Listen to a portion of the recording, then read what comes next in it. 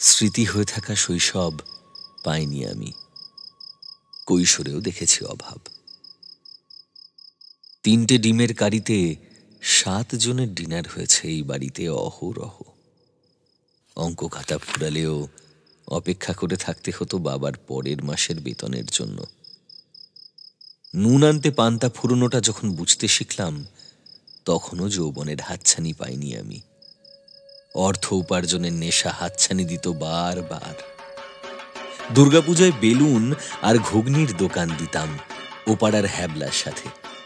দাদার ধমকানি, বাবার চমকানিতেও সম্বিত ফিরত না মায়ের প্রশ্রয়ে। একাদশ শ্রেণীতে বিজ্ঞান বিভাগে পড়ার টাকার কিছুটা জোগাড় হয়েছিল নিজের জমানো টাকায়, বাকিটা বাবার।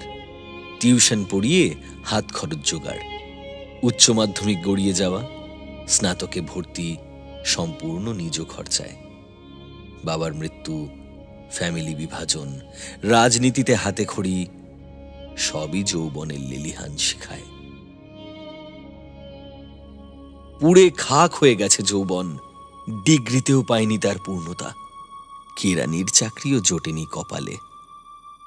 এখন আমি এক ফেরিওয়ালা, ফেরি করে বেড়াই দুয়ারে দুয়ারে। স্বপ্ন ফেরি করি, বাংলা সংবাদ, হিন্দি সংবাদ, ইংরেজি সংবাদ, কর্মসংস্থান, গল্প, প্রেম, কবিতা, আরো কত কিছু। আমি এক ঝরে যাওয়া যৌবন, আজও স্বপ্ন বিক্রি করি, নিজে দেখি না।